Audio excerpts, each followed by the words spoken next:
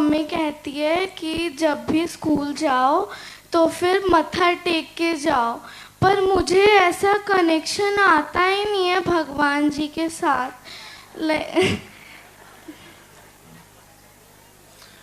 मत्था कनेक्शन से टेका जाता है क्या? चार्जर लाइन थोड़ी है जो कनेक्शन से। मत्था टेकने का मतलब है प्रणाम करके झुककर जाना। झुकने का मतलब है अभिमान को अपने घर पर रख करके विद्यालय जाना। अपने ईगो को घर पर रख करके जाना झुकना है। झुकते वही है जिसमें जान होती है, अकड़ तो एक मुर्दे की पहचान होती है। दूसरी बात, चत्वारि तस्य वर्धन्ते आयुर्विद्या यशोबलम। जो बालक बालिका मत्था टेक करके अपने गुरुजनों को प्रणाम करके माता पिता को प्रणाम करके पढ़ने जाता है, उसकी आयु भी बढ़ती, विद्या भी बढ़ती, यश भी बढ़ता और बल भी बढ़ता। चत्वारि तस्य। तो अब कनेक्शन के चक्कर में मत पड़ना, कल से मत्था टेकना। असल में थोड़ा दुखद प्रश्न है। हम दोनों ने 1 साल पहले ही हमारे बच्चे को खोया, और उस दुख को हम एक दूसरे को तो नहीं बताते। हम दोस्त हैं, बहुत पहले से दोस्त हैं, हम दोनों ने एक दूसरे को नहीं बताया, इस बारे में चर्चा भी नहीं करते। हमारे परिवार में भी हम चर्चा नहीं करते इस बारे में इतना। मेरा 6 साल का था, इसका 1 ही साल का था। मेरा असल में मेरा भाई का बच्चा था, लेकिन मेरे बच्चे से भी ज़्यादा, मेरा खुद के बच्चे से भी ज़्यादा था। और उसके खोने के बाद में उससे पहले मैं हर दिन सुबह में पूजा करता था। उसके जाने के बाद मैं नहीं कर पाया, मेरे पास भी नहीं जाता हूँ। और मुझे ये जानना था गुरुजी आपसे कि कोई कुछ है तरीका कि मैं उस दुख को भुला पाऊँ, या फिर कुछ ऐसा रास्ता निकल सके कि मैं उस दुख के साथ ही आगे बढ़ता रहूं। भगवान की कृपा से मुझे खुद को भी उसी साल बच्चा हुआ, 2 ही महीने बाद में, वो 12 साल के बाद हुआ। आपको मैं उस दिन मिला था, आपको बताया भी था, याद है जी। और उसके हाथ पे एक हार्ट शेप का एक बर्थ मार्क आया। हम ये सोच के चल रहे कि वो जो हमने खोया था उसी का दिल आया है। ला सुनो भरत भाभी प्रबल, बिलख कहो मुनिनाथ। लाभ हानि जीवन मरण यश अपयश विधि हाथ, भगवान के हाथ में है। इतने दिन का मेहमान था, दोस्ती थी। संसार तो आने जाने जैसा है, परमानेंट यहां कुछ भी नहीं। तुम भी परमानेंट नहीं, हम भी परमानेंट नहीं। हाँ, अकस्मात कोई पहले चला जाए तो दुख तो होता है, पर उसकी गति पर कोई कुछ नहीं कर सकता। इस गति से ब्रह्म भी नहीं बचे, राम नहीं बचे, हम लोग तो आम हैं। एक उपाय है, भगवान की इच्छा मान करके जीवन जीना चाहिए। दुख में नहीं, वरना उसकी आत्मा को दुख होगा। गया जिसने दिया था उसने वापस ले लिया, ये मान करके आपको जीना चाहिए। और जब लौट के आ गया है तो अब गया कहां है? यदि वो लौट के आ गया है, 12 साल बाद आया है, तो अब दुख काहे का? अब तो बार बार उसको याद करना, अपने आप को परेशान करना है। आपके दुख लेने से वो वापस नहीं आएगा।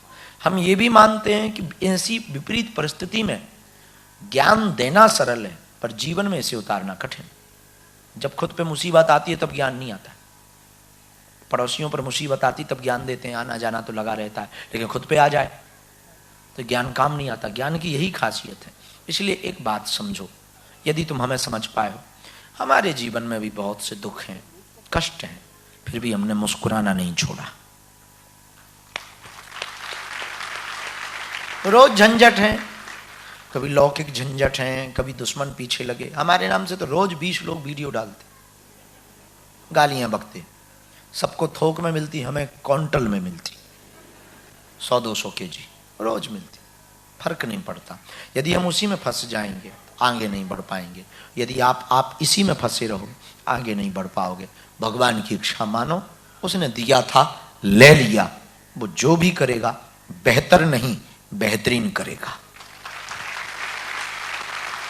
हरिओम। जैसे इन्होंने बोला कि मेरा बेटा 1 साल पहले गुजर गया था, उसका सिर्फ 1 साल का उम्र था, बट भगवान की कृपा से मेरे को जुड़वा बच्चे हुए थे, तो मेरी बेटी इधर है।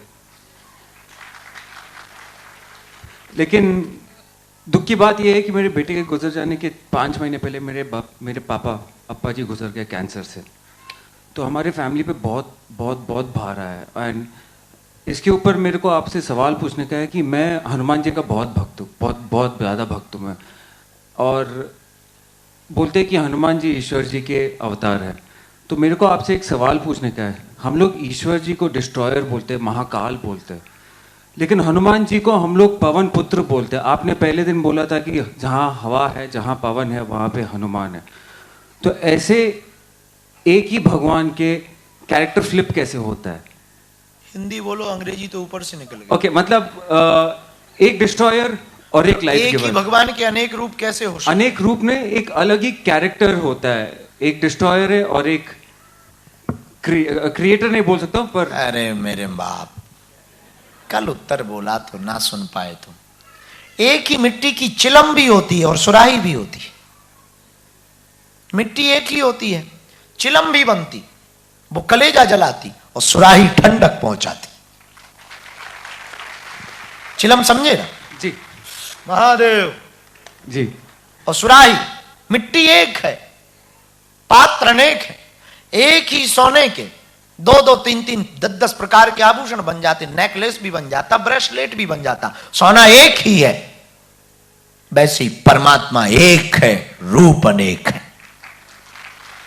और जितने रूप हैं उतने गुण हैं, जितने गुण हैं उतने चरित्र हैं।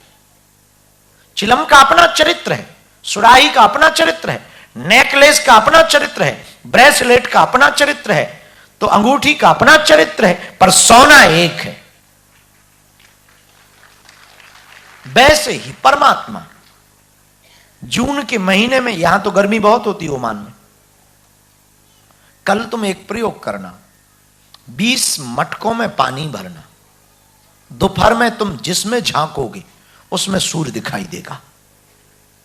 20 मटकों में पानी भर के रखना, सब में झांकना, सब में सूर्य दिखाई देगा। सूर्य एक है पर दिखता सब में है। वैसे ही वो परमात्मा, वो एक है पर दिखता अनेक रूपों में। हम में भी है और तुम में भी है। हमारा स्वभाव अलग है, तुम्हारा अलग, तुम्हारे पड़ोसी का और अलग है। वो एक, ऐसे ही परमात्मा एक ही है। महादेव के अवतार हनुमान जी हैं, देखिए इनकी वृत्ति थोड़ा अलग है, स्वभाव अलग है। महादेव का स्वभाव अलग है। दोनों अपनी अपनी जगह, क्योंकि अपने अपने फिल्म में हीरो एक होता है पर कई फिल्मों में काम करता है। तो कभी वो विलन बनता, कभी वो डिस्को डांस करता, कभी वो पिट के मर जाता।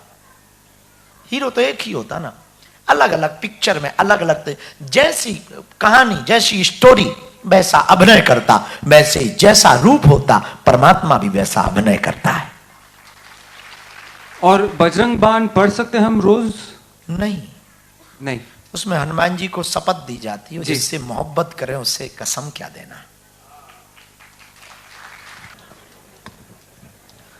जय सिया राम गुरु जी। जय श्री राम। हमारे हनुमान, मैं छत्तीसगढ़ रायपुर से हूँ। मैं आपसे एक क्वेश्चन पूछना चाहती हूँ। मैंने गुरुजी से सुना है, बड़े गुरुजी से, कि हनुमान चालीसा में 4 चौपाई है, उसमें शंकर स्वयं केसरी नंदन, फिर यह पाठ है जो कोई पढ़े सो वो 4 चौपाई है, वो सही बात है, वो गलत है या सही है, वो पूछना चाहती हूँ। पूज्यपाद धर्म चक्रवर्ती पद्मभूषण रामानंदाचार्य जी जगत गुरु भगवान ने 4 सुधार किए हैं। जी जी। तो सहज बस यदि आप गुरु आज्ञा मानते हैं तो वो पाठ आपको करना चाहिए उनकी आज्ञा मैं से। वैसे ही करती हूँ। साधु की आज्ञा ही सही आज्ञा है। Thank you Guru ji, thank you. गुरु की बातों पर क्या विचार करना, गुरु ने कह दिया बस हो गया। जय सिया राम। जय श्री राम। टोपी वाले भाई साहब को देना जरा।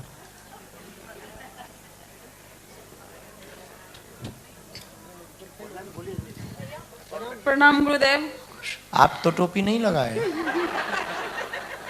ये कौन है आपके? मेरे हस्बैंड। हस्बैंड है कि पति देव है? पति देव। मैं बाद में बोलेगा गुरुजी, पहले उनको बोले देते हैं। अच्छा कोई बात नहीं, बोलो। गुरुदेव मैं बिहार से हूँ, गया जिला से हूँ। हाँ। और धाम पे जाती हूँ, अर्जी लगाई हूँ, 5-6 बार गई हूँ, लेकिन अर्जी अभी तक नहीं आया है। आ जाएगा, खुश रहो, जल्दी अर्जी स्वीकार हो जाए, पर्चा बन जाए। सीताराम गुरुजी। सीताराम चेला। गुरुजी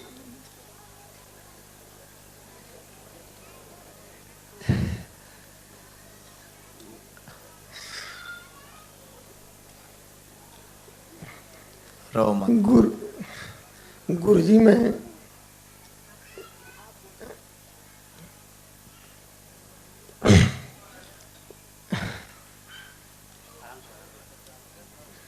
थोड़ी देर बैठ लो आप।